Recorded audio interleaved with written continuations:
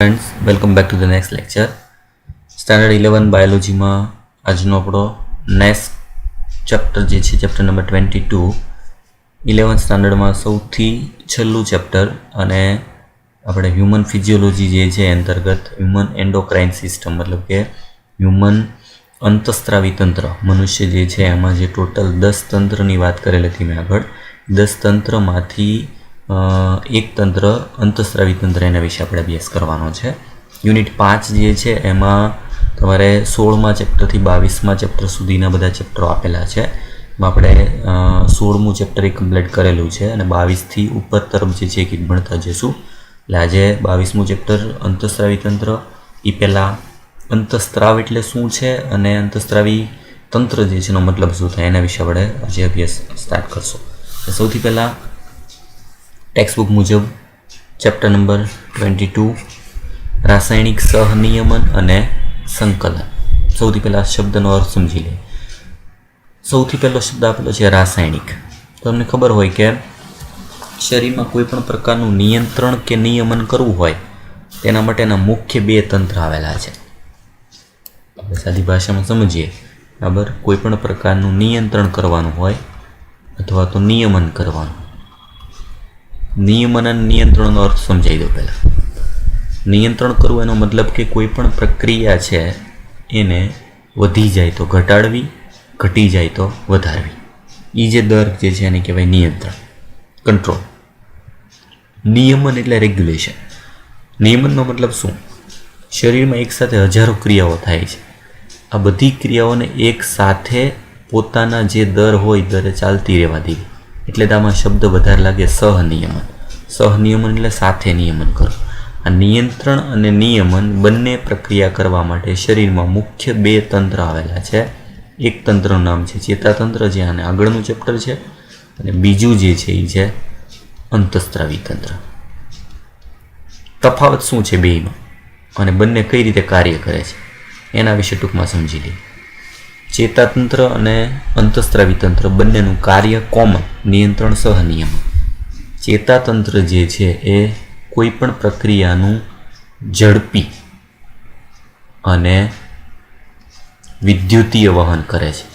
विद्युतीय प्रक्रिया द्वारा कोईपण प्रक्रियानु तात्कालिक धोरणे जे नियमन के नियंत्रण करवानी जरूर पड़े झड़पी तो ये करे चेतातंत्र अने एक करंट स्वरूपे करे જેનું નામ છે વિદ્યુતીય પ્રક્રિયા।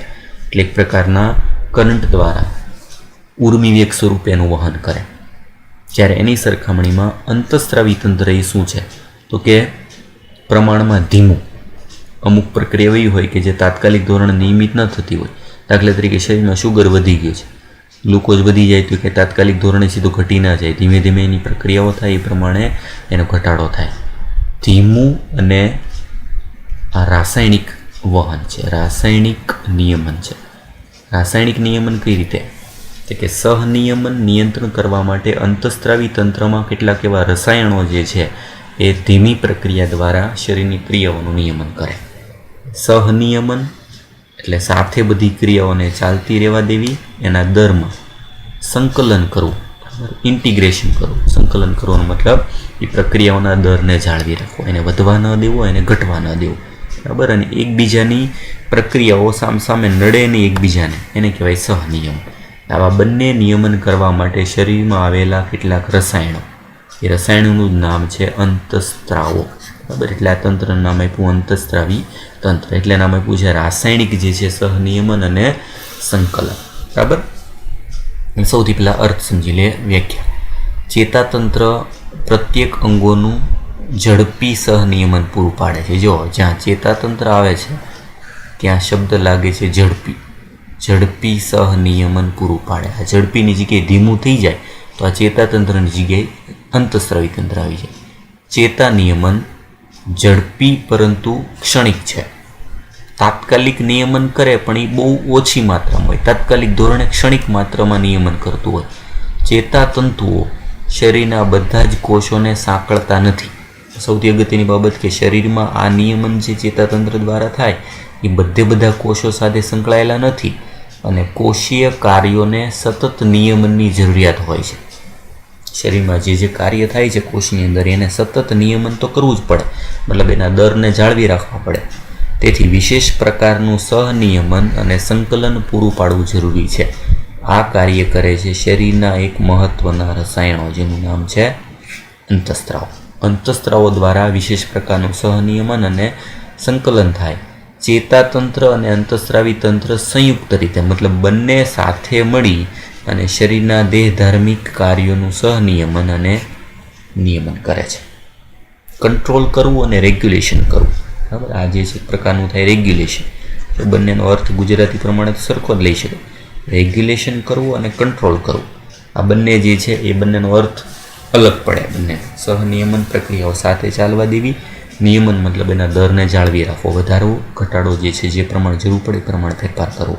એટલે ખાસ ફરક શું છે?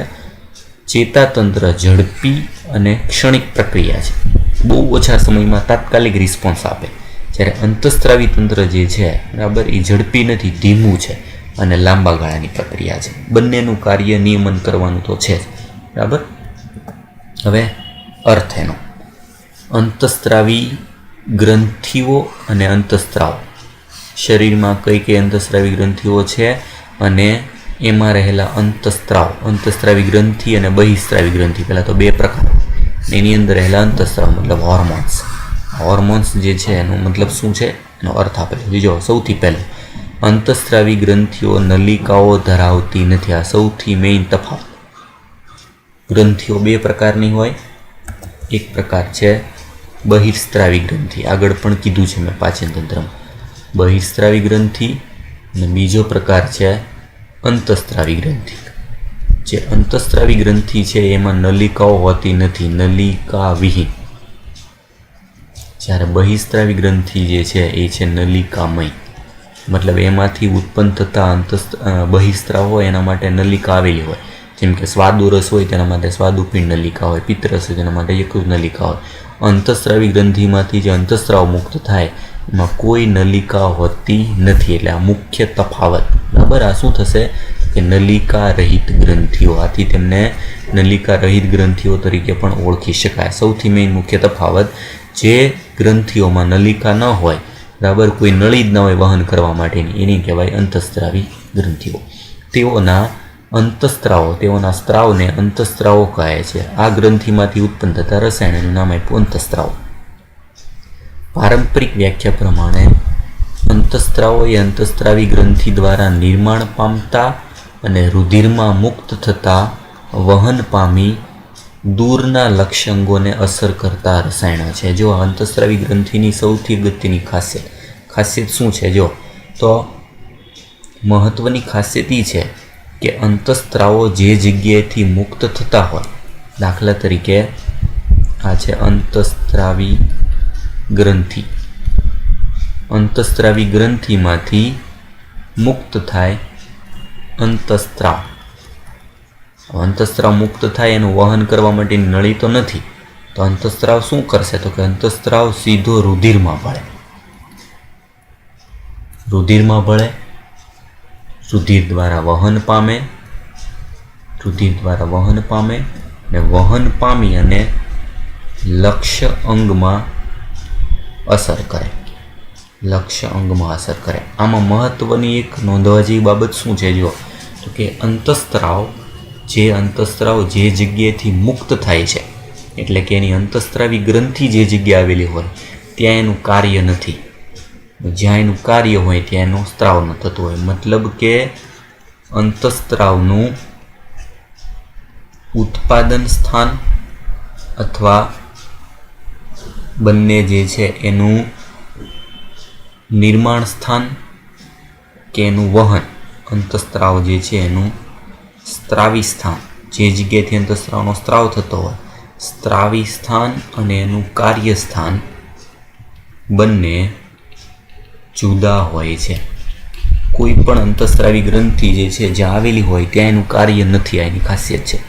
દાખલા તરીકે, ઉદાહરણ તરીકે પિનિયલ ગ્રંથિ અથવા પિટ્યુટરી ગ્રંથિ એ મગજમાં આવેલી છે, પણ એનું કાર્ય મગજમાં નથી, એનું કાર્ય શરીરના બીજા જગ્યાએ છે.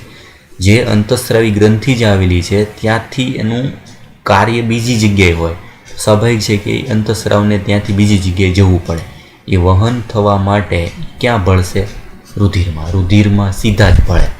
એના વહન કરવા માટે કોઈ નળી નથી, સીધા રુધિરમાં ભળે, વહન પામે અને ત્યાં જઈને એનું કાર્ય કરે.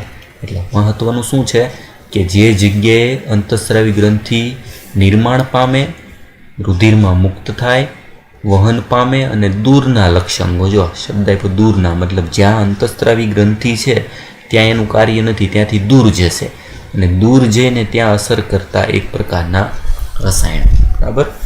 વર્તમાન વ્યાખ્યા પ્રમાણે આ વ્યાખ્યા મહત્વની છે. વ્યાખ્યા શું છે? જો અંતઃસ્ત્રાવો આંતરકોષીય સંદેશાવાહકો તરીકે વર્તે છે. આંતરકોષીય એટલે કોષોની વચ્ચે વહન પામતા સંદેશાવાહકો છે, મેસેન્જર છે એક પ્રકારના, અને ઓછી માત્રામાં ઉત્પન્ન થતા. એની માત્રા ખૂબ ઓછી હોય પણ એનું મહત્વ ખૂબ વધારે છે. બિન પોષક રસાયણો છે, એનાથી કોઈ પોષણ મળતું નથી. આ ખાસ અગત્યનું. અંતઃસ્ત્રાવી જે છે ગ્રંથિઓમાંથી મુક્ત થતા રસાયણો, અંતઃસ્ત્રાવો આંતરકોષીય સંદેશાવાહકો, મેસેન્જર છે, ઓછી માત્રામાં મુક્ત થાય છે અને બિન પોષક રસાયણો છે, એમાંથી પોષણ નથી મળતું, કોઈ પોષણ નથી મળતું પણ એક પ્રકારનું મેસેજ પૂરો પાડતા રસાયણ છે જે એક જગ્યાએથી અંતઃસ્રાવી ગ્રંથિથી મુક્ત થાય અને લક્ષંગો સુધી વહન પામે, સીધા રુધિરમાં ભળે, કોઈ નળી હોતી નથી. નવી વ્યાખ્યા: સુયોજિત અંતઃસ્રાવી ગ્રંથિ દ્વારા સ્ત્રવતા અંતઃસ્ત્રાવો ઉપરાંત તે ઘણા નવા અણુઓને પણ આવરે છે. અત્યારની વ્યાખ્યા પ્રમાણે અંતઃસ્રાવી ગ્રંથિઓમાંથી જે અંતઃસ્રાવો મુક્ત થાય છે એની સાથે સાથે એણે બીજા ઘણા નવા અણુઓ પણ એમાં આવરી લીધેલા છે. અપૃષ્ઠવંશી પ્રાણીઓ જે નિમ્ન કક્ષાના પ્રાણીઓ કહેવાય, એમાં થોડાક જ અંતઃસ્રાવો ધરાવતું સરળ અંતઃસ્રાવી તંત્ર હોય, જ્યારે જટિલ જે પૃષ્ઠવંશી પ્રાણીઓ છે એમાં મોટી સંખ્યામાં રસાયણો અંતઃસ્રાવો તરીકે વર્તી અને સહનિયમન પ્રદાન કરે છે. આ બધા પ્રાણીઓમાં આપણે અંતઃસ્રાવી તંત્ર નથી ભણવાનું, આપણે ભણવાનું છે મુખ્ય માનવ અંતઃસ્રાવી તંત્ર, જે આપણે વર્ણન કરવાનું છે. માનવ અંતઃસ્રાવી તંત્રમાં મનુષ્યમાં કઈ કઈ અંતઃસ્રાવી ગ્રંથિઓ છે, એના અંતઃસ્રાવો કયા કયા છે, દરેકનું કાર્ય શું છે અને એ ન ઉત્પન્ન થાય તેનાથી થતા રોગો કયા કયા છે, એના વિશે આપણે ભણવાનું છે આજે. ખાસ ઇમ્પોર્ટન્ટ, અંતઃસ્રાવી ગ્રંથિ નલિકા વિહીન હોય.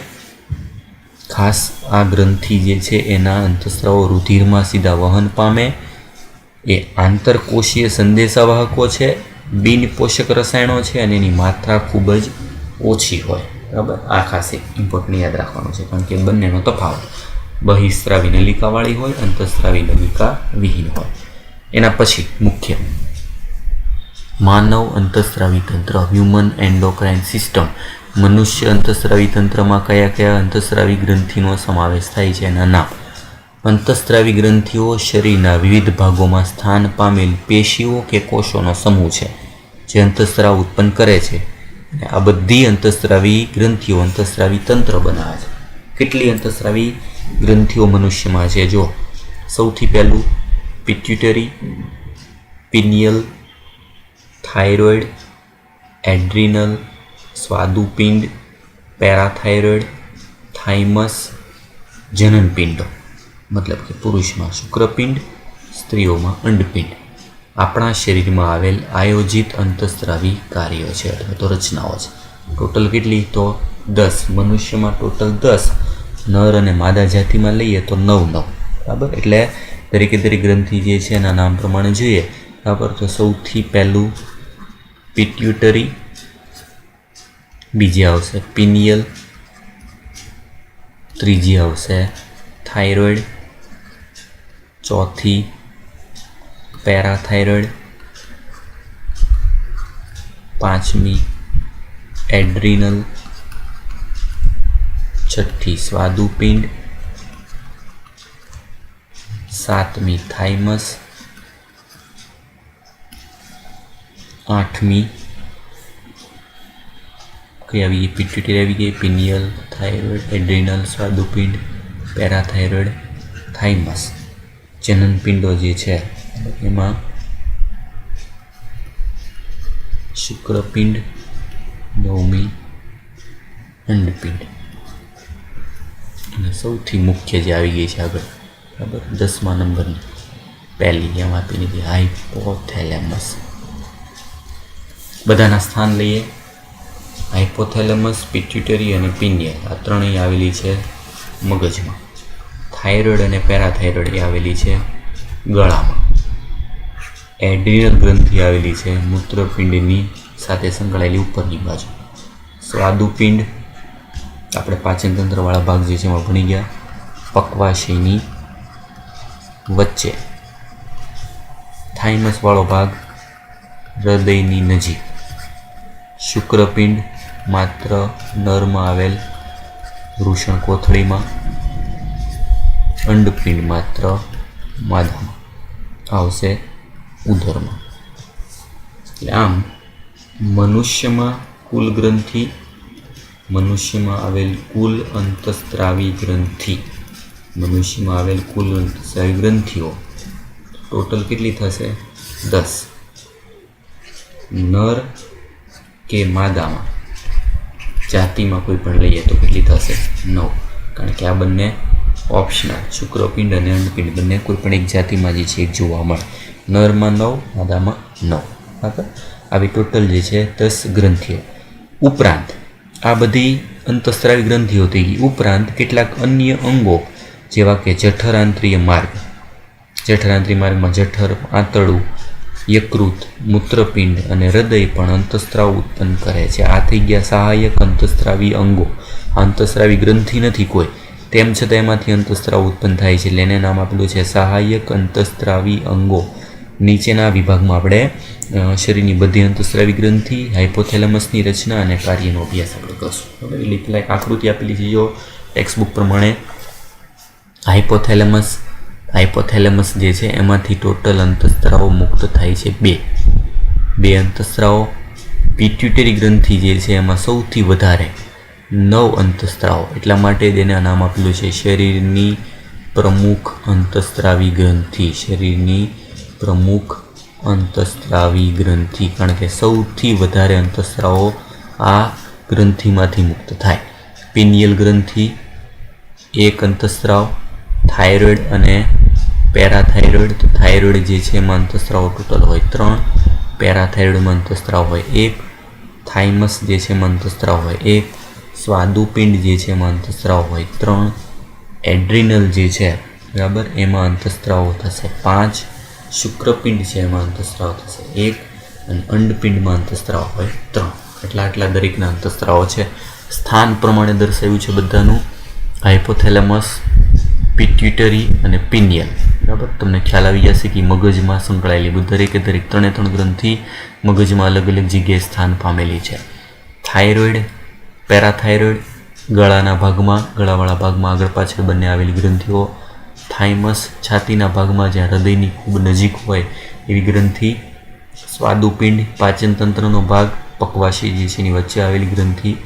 એડ્રિનલ દરેકે દરેક મૂત્રપિંડની ઉપરની બાજુ, અહીંયા ઉપરની બાજુ આવેલી સુપ્રારિનલ ગ્રંથિ તરીકે પણ ઓળખાય એવી એડ્રિનલ ગ્રંથિ. આ બંને ઓપ્શનલ. સ્ત્રીમાં માત્ર માદા જે છે એમાં અંડપિંડ ઉદરના ભાગમાં બંને બાજુ એક આવેલી એક જોડ ગ્રંથિ. શુક્રપિંડ પુરુષમાં ઉષ્ણ કોથળી જે છે એમાં આવેલી એક જોડ ગ્રંથિ. આ બંને થશે જનન પિંડો.